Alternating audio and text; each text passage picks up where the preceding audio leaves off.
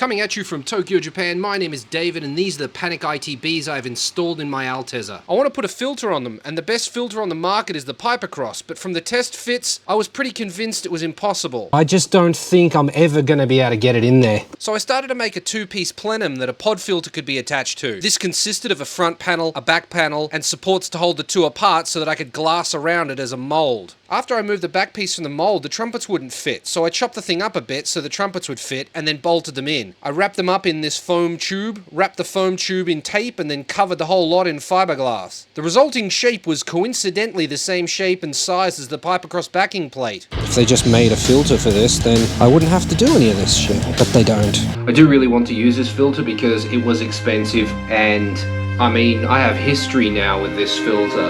It's been a thorn in my side since day one. I'd like to keep it if I can. It's just a matter of whether it fits in the car like that. It did fit in the car, but only if the filter is mounted upside down. So I'm going to make a backing plate out of fiberglass. I'm making a bucket. These are the pieces that I cut off, and I'm just using them as like wall pieces. It will all stick together, and it will disappear inside the fiberglass, so don't worry about the fact that it's ugly. But yeah, you need something there to tape to. I have to get some glass on this wall, then I have to go to the hardware store and buy some weave. I'm not going to use the chopped mat for the top piece. Very, very time consuming, but we are getting there. Status update, here we are. I've glassed it over that shit that you saw before. Underneath all those tires, that is squashing all of the air out to make a flat panel. Over here, this is what we're looking at.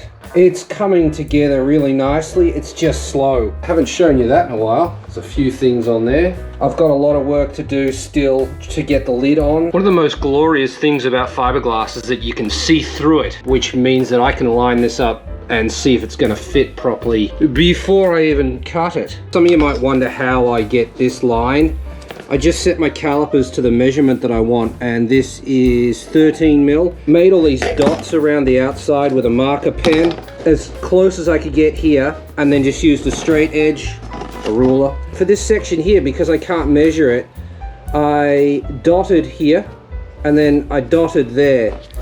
Then I dotted in the middle where I thought it should be, and then dotted in the middle of those two, and it gave me a pretty good arc, as you can see. This doesn't really matter, because I don't think it's going to stay this shape anyway. I just need something to follow with a jigsaw. Yeah, I started cutting this out and then realized, oh, I need to do the middle first while there's still all this extra support, because if I just try and cut this, if the saw blade grabs, it could just snap it, and then I need to drill a hole in this and then go around it with a jigsaw. Yes, I'm wearing a mask and gloves. I'm itchy as all my eyebrows are itchy, probably because at some point I've gone like this and rubbed the fiberglass particles into my eyebrows. But Dave, how did you attach the top to the base? Well, I taped the face down and then stuck this on top using some super glue in some corners. After that, I used thin strips of fiberglass along the base and dabbed the glass in there. So hopefully that is on enough to remove.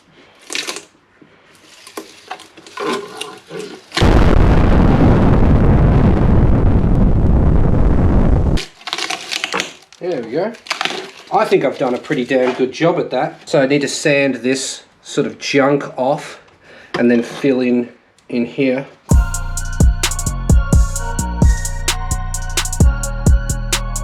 I spent a lot of time putting fiberglass in behind the face to join it to the walls. As you can see, it's fantastic. The fit is perfect in every way. It isn't finished. There is a low spot there. I could put some putty in it or put some more fiberglass on to tidy it up and spray paint it, but I don't know if I will. I also made these cutouts for easier access to the bolts. I quite like it like that. I think that's amazing. I was really lucky to get this thickness perfect for the clips, so it just goes on, yeah, easily.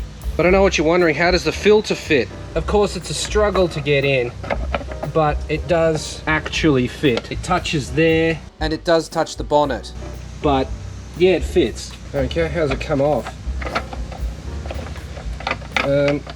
Yeah, see, it's still a headache to get off, but it works.